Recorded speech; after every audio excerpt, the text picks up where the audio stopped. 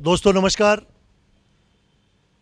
बहुत खुशी की बात है कि मेरे साथ बैठे हुए हैं आदरणीय श्रीमान ताराचंद जी जैन साहब। हम सब लोग जानते हैं, उदयपुर वासी तो कई सालों से, कि ताराचंद जी भाई साहब भारतीय जनता पार्टी के 4-5-6 बार अध्यक्ष रह चुके हैं, कई सारे चुनावों में काम कर चुके हैं। आदरणीय गुलाब जी भाई साहब को भी इन्होंने अध्यक्ष पद पर रहते हुए कम से कम 3-4 चुनाव जिताए हैं। और आज हमारे ताराचंद जी भाई साहब या ये ताराचंद जी भाई साहब जो भारतीय जनता पार्टी शहर विधानसभा से प्रत्याशी है भाजपा के। आदरणीय भाई साहब, सबसे पहले तो आपका हमारे न्यूज़ चैनल में स्वागत है। धन्यवाद जोगालाल जी। मेवाड़ चैनल परिवार का हार्दिक आभार व्यक्त करता हूँ मुझे आमंत्रित करके आपके प्रश्नों के उत्तर और जनता को मेरे बारे में जो भी बातें आप पूछना चाहें वो पूछिए। आदरणीय भाई साहब, जैसे कि उदयपुर के विकास की बात करते हैं तो हमारे इस उदयपुर में ट्रैफिक जाम की वो समस्या है। कई बार एक बार यूआईटी ने भी कहा था कि हम इसको बहुत बड़ा लंबा फ्लाईओवर बनाएंगे, लेकिन पता नहीं कौन क्या स्टे ले आया, मुझे पता नहीं। फिर बीच में और आए, और जैसे कि आप अभी बता दूं दोस्तों, मैं क्लियर करके कि वर्तमान में आप पार्षद भी है और निर्माण समिति के अध्यक्ष ही है नगर निगम में, और मैं इनके साथ पार्षद भी हूँ। तो बात तो करनी पड़ेगी कि हमारे इस बोर्ड में जब 2 बार फ्लाईओवर किसी कारण से कैंसिल हो गया उदयपुर शहर में, लेकिन आज ट्रैफिक जाम बहुत है, तो ताराचंद जी भाई साहब ने आप स्वयं अपने मुंह से बताएं कि अपने इसी बोर्ड में आपने ये बोर्ड की मीटिंग में तो पास करवा लिया फ्लाईओवर, वो क्यों करवाया? बोर्ड फ्लाईओवर की क्या जरूरत है? ऐसा है कि जब मेरी ये जानकारी में आया कि आदरणीय गुलाब चंद जी कटारिया ने पिछले 8-9 वर्ष के पहले उदयपुर शहर की इस ट्रैफिक समस्या को देखते हुए उन्होंने एक एलिवेटेड रोड, फ्लाईओवर नहीं एलिवेटेड रोड का प्रस्ताव बनवाया। प्रस्ताव बना के 400 करोड़ रुपए से 2.25 किलोमीटर लंबी एलिवेटेड रोड को प्रस्ताव बनाकर उसके लिए 400 करोड़ रुपए स्वीकृत कराए, लेकिन कतिपय व्यापारियों द्वारा उसके ऊपर स्टे ले लिया और वो फाइल दफन हो गई थी। उस दफन फाइल को मैंने खोली, निकाली, पढ़ी, तो उसमें से जब पढ़ने के बाद मुझे ये लगा कि उसके अंदर केवल कोर्ट ने 2 बातें लिखी थी। एक तो इसके अंदर जो राइट एंगल मतलब 90 डिग्री का एंगल नहीं होना चाहिए, और दूसरा जब भी बनावे कोर्ट से परमिशन लेवे। तो हमारे महापौर स्वयं चीफ इंजीनियर रहे हुए हैं, तो उन्होंने उसको टेक्निकल जो कमियां थी वो पूरी कंप्लीट कर दी और कोर्ट ने कहा परमिशन लेवे। तो मैंने अपने कालखंड के अंदर निर्माण समिति का जब अध्यक्ष बना 4 साल पहले, लगभग 3.5 साल पहले, तो उसमें पहला काम मैंने यही किया कि उस सारी पत्रावली को देखा। देखने के बाद अचानक एक दिन निर्माण समिति की बैठक के अंदर मैंने इस प्रस्ताव को रखा, पास करवाया, लेकिन कुछ प्रशासनिक अधिकारी हमारे निर्माण समिति के वो डर रहे थे और 6 महीने तक उस फाइल के ऊपर कमिश्नर ने दस्तखत नहीं किए। मैंने कहा आप अपनी एडवाइस लिख दीजिए, हम इससे सहमत नहीं है। हाँ, वो इस बात से भयभीत थे कि कंटेम्प्ट टू कोर्ट लग जाएगा। फिर जब उनको समझाया, वो कन्विंस हुए कि भाई इसमें तो कोर्ट ने कहा कि वापस इसकी परमिशन ले लो, तो उन्होंने कमिश्नर ने स्वीकृति उसके ऊपर दे दी। और फिर एक बार अचानक बोर्ड जनरल हाउस था, उसके अंदर जब मुझे ये कहा गया कि आपको इसके शहर के अंदर जो बजट रखा है उसके पक्ष में अपना आप प्रस्ताव रखें, पक्ष में बोलें। तो मैंने जब बोलने का मौका आया, मैं प्रस्ताव पे बोल रहा था, तो उसमें ओवरब्रिज डेलीगेट और कुमारों के भट्टे पे ओवरब्रिज का प्रस्ताव रखने के लिए कहा। तो उसी दिन मैंने उस प्रस्ताव में ये बात रखी कि भाई ये उदयपुर शहर के अंदर जो ऊँट गाड़ी टाइप जो ये ओवरब्रिज बन रहे हैं, हाँ ये फ्लाईओवर बन रहे हैं, ओवरब्रिज बन रहे हैं, तो ये ओवरब्रिज अस्थायी समाधान है। 2-4-5 साल के लिए राहत मिल जाएगी। अगर यहाँ डेलीगेट के ऊपर अपन फ्लाईओवर बनाते हैं तो उदयपुर पे क्या होगा, सूरजपुर पे क्या होगा, आगे जाकर कॉर्ड चौराहे पे क्या होगा। नहीं, वो बात सही है, जनता परेशान है फ्लाईओवर में, लेकिन आपने निर्माण समिति के अध्यक्ष रहते हुए क्या इस फ्लाईओवर को पास करा क्या? हाँ, तो मैंने आपकी उसी बोर्ड में? हाँ मैंने उसी बोर्ड के अंदर प्रस्ताव रखा, प्रस्ताव से सर्वसम्मत प्रस्ताव की स्वीकृति हुई, और स्वीकृति करने के बाद जब इसकी प्रोसेस आगे चालू किया, डीपीआर फिर बनी, तो डीपीआर के अंदर मैंने इसकी लंबाई 400 मीटर बढ़वाई। पहले नटराज होटल से कलेक्टर निवास ऑफिस तक था, अब मैंने रेलवे स्टेशन से लेकर कलेक्टर निवास तक, बंसी पान वाले तक ये बनेगा। तो उससे जो व्यक्ति आज की तारीख में हम 20-25 मिनट लगते हैं, कोर्ट जाने वाला व्यक्ति 25 मिनट में कोर्ट पहुंचता है, आधे घंटे में कोर्ट पहुंचता है। तो मेरा विश्वास है कि ये अगर आज एलिवेटेड रोड आचार संहिता नहीं लगी होती तो ये आज टेंडर की प्रक्रिया में होता और आगामी 2-3 वर्षों के अंदर ये काम पूरा हो जाता, और कोर्ट जाने के लिए मात्र 5 से 7 मिनट रेलवे स्टेशन से लेकर बंसी पान वाले तक पहुंचा जा सकता है। ये शहर को बहुत बड़ी राहत मिलेगी। जैसा कि ताराचंद जी भाई साहब बता रहे हैं कि निर्माण समिति के वर्तमान में अभी अध्यक्ष हैं, पार्षद भी हैं, अभी तो चुनाव प्रक्रिया चल रही है प्रत्यक्ष के रूप में भारतीय जनता पार्टी उदयपुर शहर से, लेकिन इन्होंने उदयपुर के भले के लिए, उदयपुर की ट्रैफिक समस्या को ख़त्म करने के लिए अपने इसी बोर्ड में ये पास करवा लिया है और वो आगे चल रहा है। और जो ही हो सकता है कि आप यहाँ से विजय होते हैं तो इतने शायद बहुत जल्दी बन जाएगा एलिवेटेड रोड। ऐसा है कि मैं आपको यही बता रहा हूँ कि अगर आचार संहिता नहीं लगी होती तो टेंडर प्रक्रिया में होता।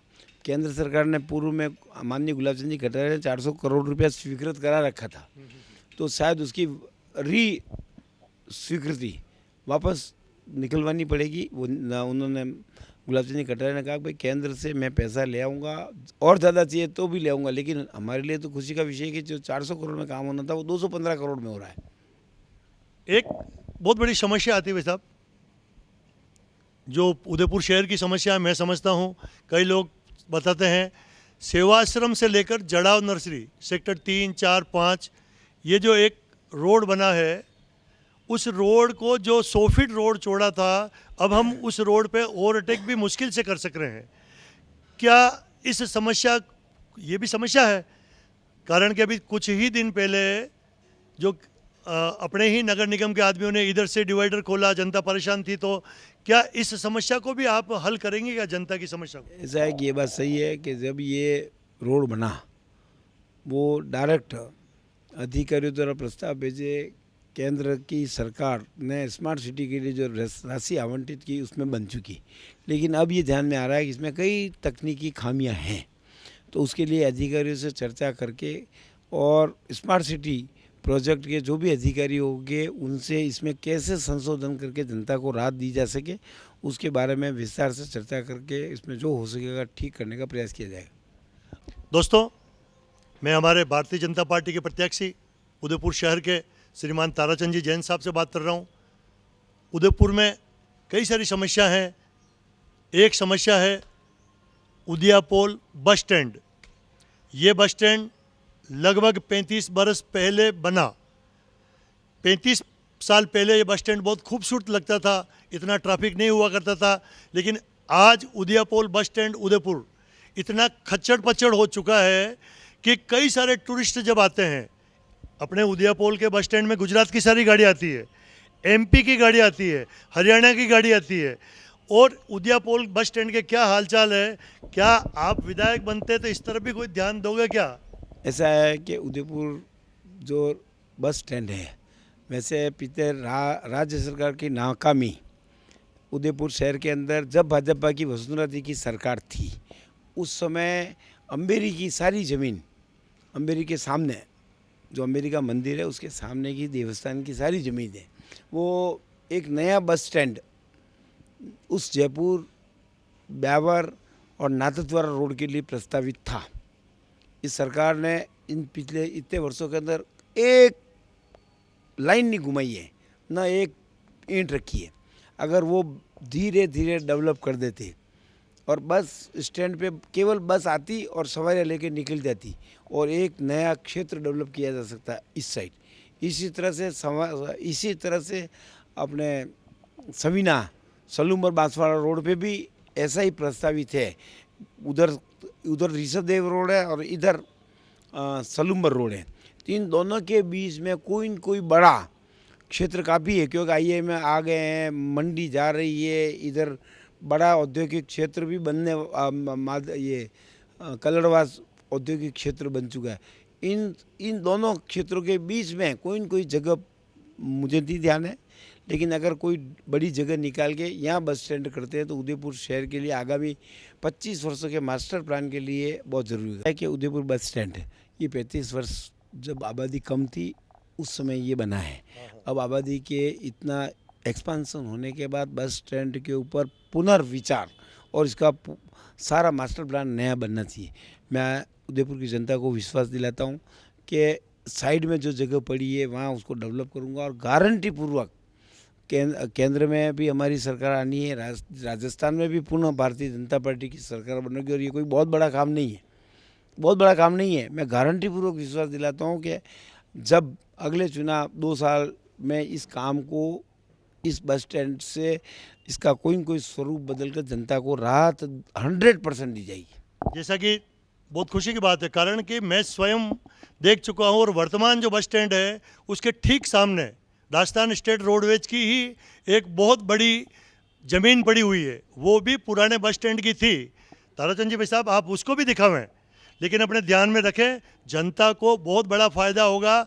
और जैसे कि एक इंटरनेशनल बस स्टैंड बनता है, आज हमारे कहते हैं ना कि भारत सरकार मोदी जी ने एयरपोर्ट को इंटरनेशनल स्तर का बना दिया है, आपका रेलवे स्टेशन जो है वो इंटरनेशनल स्तर का बन गया। तो आप विधायक बनने के बाद में आप इस बस स्टैंड की भी सुध लेंगे, ऐसा इन्होंने बताया। अब आप इसके अलावा भी आपके मन में ऐसा क्या विचार है? मैं जनता का विचार पूछता हूँ यार, मैं विचार पूछता हूँ, मेरी बातें हैं, देखो मैं कोई लिख के नहीं लाता हूँ, मेरे मन की बातें हैं। ऐसा है कि यार ताराचंद जी भाई साहब, 2-4 जो लोग थे कहते हैं कि ताराचंद जी तो सनातनी नहीं है। व्हाट इज़ दिस सनातनी यार? आप तो जैसे कि भारतीय जनता पार्टी ने कई लोगों ने तो कार सेवा भी की होगी, तो क्या आप उस राम मंदिर में कभी नहीं गए क्या आंदोलन में? ऐसा है कि मैं आज भी, मुझे याद नहीं है, 25-30 साल से तो बिना दर्शन किए खाना भी नहीं खाता हूँ। भले जब असम गया था तब भी मेरे को 2 घंटे लगे, तब भी मंदिर दर्शन करने के बाद ही नाश्ता किया, खाना खाया। मैं इस राजनीतिक परिप्रेक्ष्य में बाद में आया हूँ, संघ की शाखा से जुड़ा, राम मंदिर से जुड़ा, और हमारी संस्कृति के अंदर वसुधैव कुटुंब का मतलब सारी धरा हमारी है। और हमारा ये इतिहास जो है भारतीय संस्कृति का पुरातन रहा है, जो हमारे लिए गौरव का विषय। और इसी को पुनरुत्थान के लिए हम इस विचारधारा से जुड़कर संघ में आए।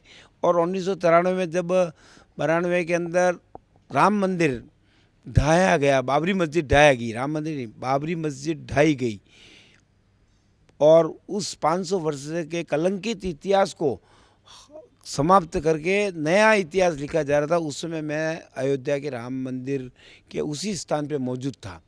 उसके बाद आज से ठीक आप रिकॉर्ड निकाल के मेरा प्लेन का टिकट देख लो, मुझे जहाँ तक ध्यान है कि 12, 13 या 14 मार्च के दिन 2019 के दिन मैं बनारस दर्शन करके वही जो है उसको दर्शन करने गया।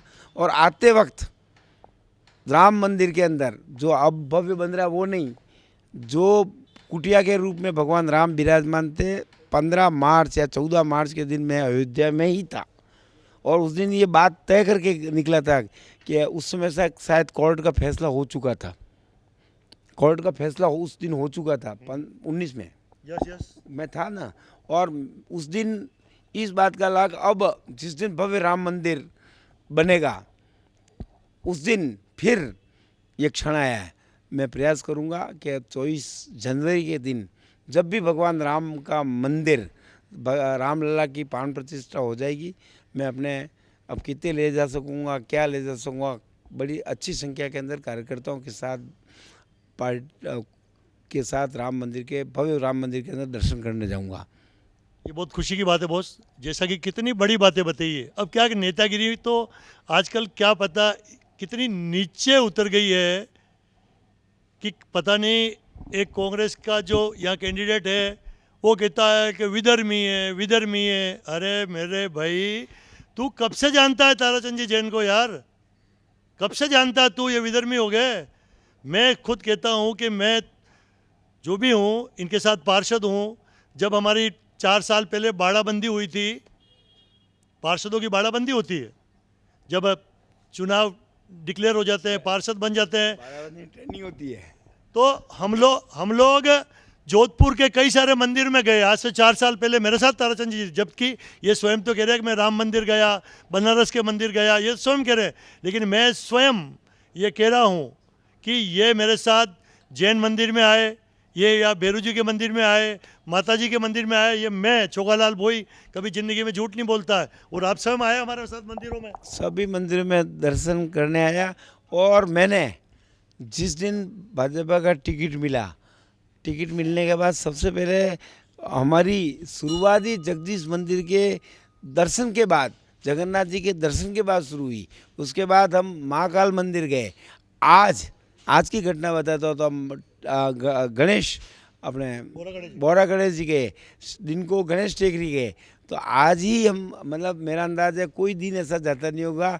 और ये जो कहने वाले हैं, जो मेरे विरोधी पार्टी के नेतागण, वो स्वयं अपने आप को ऐसा कहते थे। इनके पूर्वज ये कहते थे, इनके पूर्वज जवाहरलाल नेहरू, कि गधा कहना पसंद करूँगा, हिंदू कहना, मुझे हिंदू कहना से ज़्यादा गधा कहना पसंद करूँगा। और जो भगवान राम का अस्तित्व, किनके पूर्वज? अरे कांग्रेस के गौरव वल्लभ जो प्रत्याशी है, उनके पूर्वज, यानी कि जवाहरलाल नेहरू ने ये बात कही। ये ऐतिहासिक सत्य है कि मैं गधा कहलाना ज़्यादा पसंद करूँगा, हिंदू कहलाना नहीं। और उसके बाद इनके खानदान की जन्मपत्रियाँ क्या, कि इनके पिताजी कौन है, माताजी कौन है, किस धर्म के हैं, उसका लेखा जोखा नहीं है। केवल जब चुनाव आते हैं, जो अपने आप को कहते हैं भगवान राम का कोई अस्तित्व नहीं है, भगवान राम पैदा हुए ही नहीं, जो इन्होंने सुप्रीम कोर्ट के अंदर एफिडेविट दी है, सुप्रीम कोर्ट के अंदर इनका एफिडेविट है। और केवल नकली जनेऊ पहनकर अपने आप को हिंदू, चुनावी हिंदू बनाने का प्रयास करते हैं। ये देश की जनता, मैं तो ये बात वैसे ही ताराचंद जी से पूछ ली थी। मुख्य मुद्दे पे आते हैं।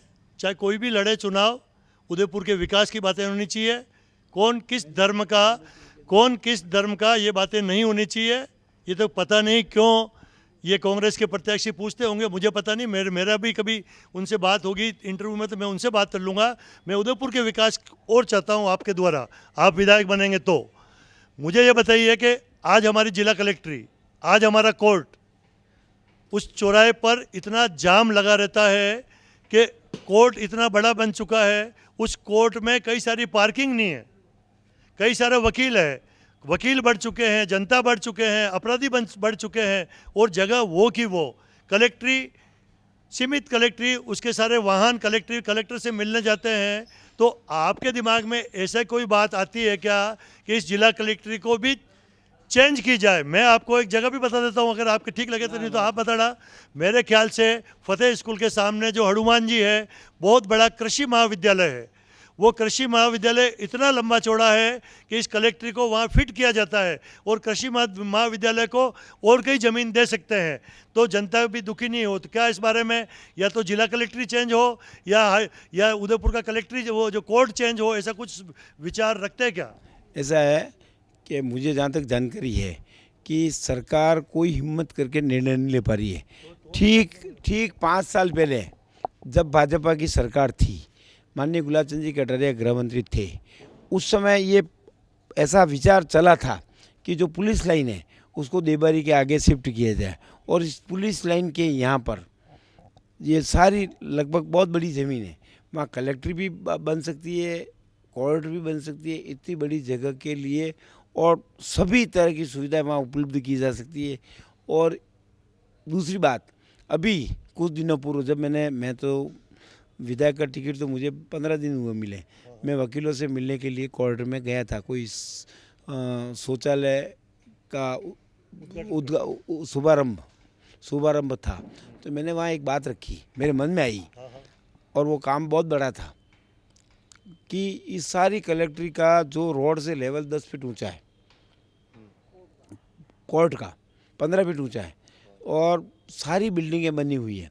मेरे साथ ये बैठे हुए रामकृपा जी और वहाँ के अध्यक्ष मोगरा जी थे। मैंने कहा यार इसका एक प्रयास करो कि इस सारी कोर्ट के अंदर बिल्डिंगें, क्योंकि हवेली जान सकती, इसको जहाँ जहाँ खाली है पार्ट पार्ट के अंदर पूरा खुदवा के छत डाल के और इस कोने से ठेठ शास्त्री सर्कल तक एक नीचे तो रोड बन जाएगा और नीचे पार्किंग हो जाएगी। और ये जो हनुमान जी का मंदिर भी बना हुआ है तो वहाँ रोड चौड़ी कम हो जाती है, तो मंदिर भी वहाँ शिफ्ट हो सकता है। कैबिने भी जो वकीलों के चैम्बर बने हुए हैं वो भी शिफ्ट हो सकते हैं। अभी हो सकता है 20 करोड़ का हो, 15 करोड़ का हो, 25 करोड़ का हो, मुझे पता नहीं। इससे शहर के अंदर जब तक कोर्ट शिफ्ट नहीं होती है तब तक एक बहुत बड़ी राहत दी जा सकती है। अब इसका ये प्रयास ज़रूर करूँगा मैं, क्योंकि मेरे मन में स्वयं आया है, कोई विधायक की दृष्टि से नहीं। लेकिन जब मैं निर्माण समिति का अध्यक्ष था तो मुझे ऐसा लगा कि ये निर्माण समिति की मतलब सीमा का क्षेत्र नहीं है और 30 करोड़ 25 करोड़ रुपये निर्माण समिति इतना लगा नहीं पाएगी। तो चर्चा करूँगा, यूआईटी, राज्य सरकार और नगर निगम तीनों मिलकर इस काम को अगर हाथ लेते हैं तो बहुत बड़ा राहत इस उदयपुर की कोर्ट के, क्योंकि वहाँ तो आज स्कूटर भी खड़ी नहीं कर सकते ऊपर, ऐसी स्थिति है। उदयपुर की जनता और भारतीय जनता पार्टी को नेताओं का क्या सहयोग मिल रहा है आपको प्रचार में, जिताने में? ऐसा है कि पार्टी के जब पहले दिन, ठीक है, एक टिकट 10 कार्यकर्ता चाहते हैं कि हमें टिकट मिले, लेकिन जब टिकट का निर्णय पार्टी ने मेरे लिए किया, मुझे जब प्रत्याशी 1:30 बजे बताया तो 5, साढ़े 5, 6 बजे तक पार्टी के सभी मतलब 1 आध 2 को छोड़कर सारे कार्यकर्ता पार्टी कार्यालय आए और आकर मेरा स्वागत किया, बधाइयाँ दी। और उस दिन जब उन पार्टी के अंतिम निर्णय का इंतजार कर रहे थे, 2 कार्यकर्ताओं के मन में, एक आध कार्यकर्ता के मन में आक्रोश होगा पारस जी का, तो लेकिन मैंने पहले क्षण में यही बात कही थी कि आक्रोश ठंडा होते ही वो मेरे से कंधा मिलाकर चलेंगे निश्चित रूप से। और मैंने बिल्कुल विश्वासपूर्वक ये बात कही थी कि जिस दिन नॉमिनेशन होगा वो मेरी कंधे से कंधा मिलाकर साथ चलेंगे, और वही हुआ। तो हमारी भारतीय जनता पार्टी सभी विचारधाराओं से, कार्यकर्ताओं की विचारधारा पे आधारित राजनीतिक महत्वाकांक्षा लेकर, महत्वाकांक्षा होना अलग चीज़ है, लेकिन पार्टी की विचारधारा से बंधे हुए कार्यकर्ता हैं। तो जैसे ही उनको लगा कि यार निर्णय हो गया, जब निर्णय हो गया तो उसके बाद आज पूरी तरह से पार्टी एकजुट होकर पूरे प्रचार में लगी हुई है। सभी कार्यकर्ता, मुझे सारे कार्यकर्ताओं का सहयोग मिला और मुझे विश्वास है कि पिछले वर्षों का रिकॉर्ड टूटकर पार्टी की दोनों विधानसभा शहर जिले की, उदयपुर ग्रामीण और शहर, पुराना सभी रिकॉर्ड तोड़कर उससे भी अधिक वोटों से जीतेगी। चलो ये तो बातें हो गई, अब मुझे लास्ट बात आपसे और पूछनी है। कांग्रेस में ने भी एक प्रत्याशी दिया है, गौरव वल्लभ।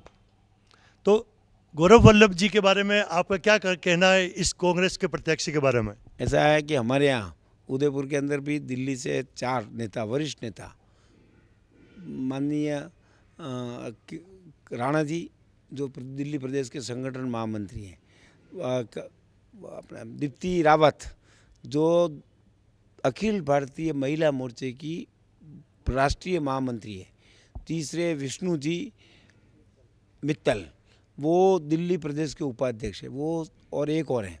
4 नेता 2 विधानसभाओं में पिछले 20-15 दिन नॉमिनेशन के दूसरे दिन से यहाँ लगे हुए हैं। यहाँ का आपके साथ पार्टी के कार्य के विस्तार को, पार्टी के प्रत्याशियों को जिताने के लिए वो पूरा समय हमसे भी ज़्यादा मेहनत करके वो जिताने के लिए। दूसरे तो कांग्रेस से भी एक नेता दिल्ली से आए, वो दिल्ली से पार्टी को जिताने नहीं आए, पार्टी को डुबाने के लिए आए। वहाँ अपने 25-25, 30-30 साल से जो कार्यकर्ता इस अपेक्षा से काम कर रहे थे कि भाई हमारा कभी समय आएगा, पार्टी हमको मौका देगी, लेकिन उन्होंने अपना टिकट अपनी अप्रोच के आधार पर लेकर पार्टी के अंदर कांग्रेस को डुबाने का काम किया।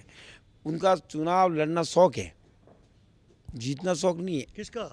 गौरव वल्लभ जी का। अच्छा, वो इसलिए कह रहा हूँ कि पिछले समय के अंदर वो जमशेदपुर में चुनाव लड़े, जब वहाँ के कार्यकर्ता, सत्य घटना है, आज वो मेरे से मिले, उन्होंने कहा कि भाई साहब वो पहले भी वहाँ कई हवाई मेरा ये विज़न है, मेरा ये विज़न है, इस तरह के कई बताए, जिसकी अखबार की कटिंग शायद एक आध दिन में आपके हाथों में होगी और उसके अंदर सब विज़न बताए।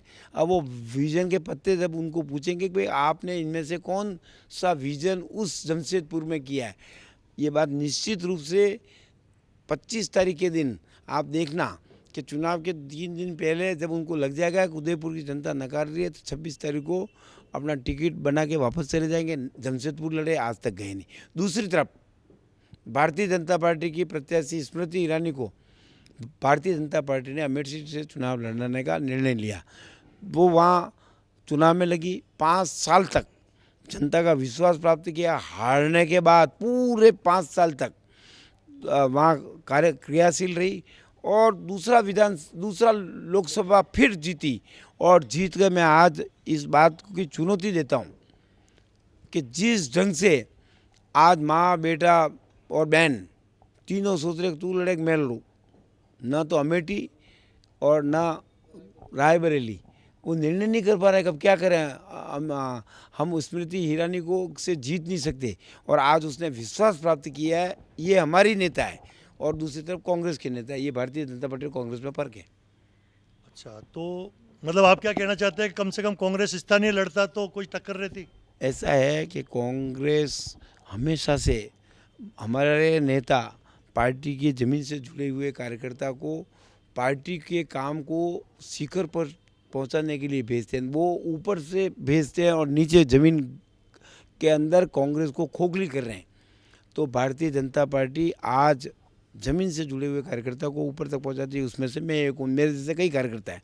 और कांग्रेस के जहाँ भी देखोगे तो आप थोथली है और दुर्भाग्य है कि कांग्रेस ने यही निर्णय लेकर 400 से 40 पे आई है और फिर कांग्रेस के लिए ये घातक सिद्ध होगा, ऐसा मेरा विचार है। ताराचंद जी भाई साहब, सारी बातें की आपने, अच्छा बताया कि मैं उदयपुर के बस स्टैंड को बहुत स्मार्ट बनाऊंगा, हाई कोर्ट, अपना उदयपुर का कोर्ट, कलेक्ट्री, कई सारे जाम रहते हैं, उसको भी इधर से उधर कुछ करने का अच्छा प्रयास करूंगा। ये बातें भी आपकी ठीक रही, बस स्टैंड अच्छा बनाओगे। तो लास्ट में आप उदयपुर की जनता से क्या अपील करना चाहोगे और क्या आप भरोसा देते हो क्या उनको, उदयपुर की जनता को, कि उनके साथ कोई खिलवाड़ ना हो जाए? ऐसा है कि मैं राजनीति में पिछले 48 वर्षों से भारतीय जनता पार्टी के कार्यकर्ता के रूप में काम कर रहा हूँ। उप जिला प्रमुख रहा हूँ, 6 बार पार्टी का जिला अध्यक्ष रहा हूँ और विभिन्न क्षेत्रों के अंदर सेवा के काम किए। पिछले 4 वर्षों से उदयपुर शहर के अंदर जब कोरोना हुआ, मैं कोई विधायक का प्रत्याशी था, मेरे सारा स्टाफ निरंतर कोरोना काल के अंदर पशुओं की, पक्षियों की, क्योंकि मनुष्यों की सेवा के लिए हुजूम उमड़ चुका था। लेकिन जब मुझे ये पता लगा कि हेलावाड़ी के अंदर बकरियां हैं, छोटे छोटे जानवर हैं, उनको बाहर से आने वाला रोजगार इस तरह का नहीं मिलता था, तो मैंने अपनी स्वयं की गाड़ी लगाई। बकरियों के लिए चारा, जौ, रोटियां और सभी तरह की साधन उपलब्ध कराकर पूरे 1.25 साल तक वो गाड़ी चली। और उसके बाद निरंतर आज भी पिछले 4 साल से वो गाड़ी निरंतर चल रही है, पशुओं की सेवा करती है। तो हमारी भारतीय जनता पार्टी का विचार भी यही है कि सेवा ही हमारा धर्म है। और मैं उदयपुर की जनता को विश्वास दिलाता हूँ, जिस कसौटी पर खरा उतरने का उत्तरदायित्व मुझे दिया है, मैं निश्चित रूप से जनता की आकांक्षाओं पर भारतीय जनता पार्टी के विश्वास को खरा उतरूंगा और आप भारी बहुमत से भारतीय जनता पार्टी को विजयी बनाकर इस दृढ़ संकल्प को पूरा करेंगे। धन्यवाद, नमस्कार। आपने धन्यवाद दे दिया, लेकिन मैं भी अभी जस्ट जो बातें इन्होंने बताई ना कि पशु के लिए, ये बात सही है। पिछले कोरोना काल में पशुओं का चारा नहीं आता था, तो ये अपनी गाड़ी में भर के पशुओं के लिए लाए। और कई बार 2-4 गाँवों में मैं भी इनके साथ मुफ्त पशु को शिविर लगाया और वहाँ के जो पशुओं के वो चिकित्सक होते हैं, उनको अपनी गाड़ी में भरकर इंजेक्शन भी दिए फोकट में। तो ये बताना चाहता हूँ कि ये पशु के लिए भी कितना प्रेमी है। कुत्तों को भी रोटी डालते हैं, गायों के लिए निःशुल्क उस गांव में जाकर। ये तो आप बोला ही नहीं, ये तो बात है। ये बात सही है कि लगभग 48 शिविर हमारे डॉक्टर एक ओम साहू है, वो भी सेवाएं दे रहे हैं, हमारे स्टाफ है उसका पूरा, और उसका कोई क्रम नहीं है, जहाँ से भी इस रंग का आ जाता है और उसमें एक कंपाउंडर फिक्स लगा हुआ है। और शहर के अंदर कोई भी ऐसा आवारा पशु जिसको कोई रोगी होगा तो वो तुरंत उसके अंदर सारा फर्स्ट एड बॉक्स रखा हुआ है। तो हमारा लक्ष्य राजनीति करना ही नहीं है, हर क्षेत्र के अंदर सेवा कर सके, ये हमारा लक्ष्य है। और 48 शिविर के अंदर लगभग 1000 से लेकर 1500 पशुओं तक आते हैं विभिन्न गांवों के अंदर। जो मेरा अंदाज है 48 शिविर के अंदर अनुमानित मुझे जैसा ध्यान है कि लगभग 30-32 हज़ार पशुओं का निःशुल्क उपचार हमने पिछले 2.5 साल के अंदर हमने किया है कोरोना काल के बाद। ये समझे ना बॉस, अब जो सामने वाले इनको कोई कहते हैं अरे वो तो ताराचंद जी क्या है, अरे भाई 2-2.5 साल से कितने पशुओं का इलाज कर रहा है। मैं स्वयं अपने इस कैमरे के द्वारा मैं कविता गांव में भी गया हुआ हूँ, वहाँ भी पशुओं का शिविर अटेंड किया है। एक इधर अपने पुराना जो बस स्टैंड है आरटीओ के उधर गांव है, वहाँ पे भी गया हूँ। तो यानी कि ये निरंतर काम तो कर ही रहे हैं यार। बहुत बहुत शुभकामनाएं। तो ऐसा लगता है कि आपकी बातों से जनता पे असर पड़ेगा। निश्चित रूप से पड़ेगा, क्योंकि मैं वो तो आए हुए हैं, उनकी बातों पर विश्वास। कौन आया हुआ यार? अरे कांग्रेस के प्रत्याशी तो आए हुए हैं। हाँ। वो विजन बता रहे हैं। हाँ। न तो विजन का डॉक्यूमेंट जो जमशेदपुर में दे के आए, तो मैं तो उनसे चाहूँगा कि उन अखबारों की कटिंग का सिर्फ जवाब दे देवे कि वो विजन वहाँ पूरे किए कि नहीं किए, और फिर उदयपुर के जनता को गुमराह करने का एक नया सबूका छोड़ रहे हैं। उदयपुर की जनता होशियार है और उनके विजन जो हैं उसके चक्कर में नहीं आएगी, और भारतीय जनता पार्टी भारी बहुमत से जीतेगी। धन्यवाद। Okay sir, thank you very much. जय हिंद, जय मेवाड़। प्लीज मेरे यूट्यूब चैनल को सब्सक्राइब जरूर करें। Thank you.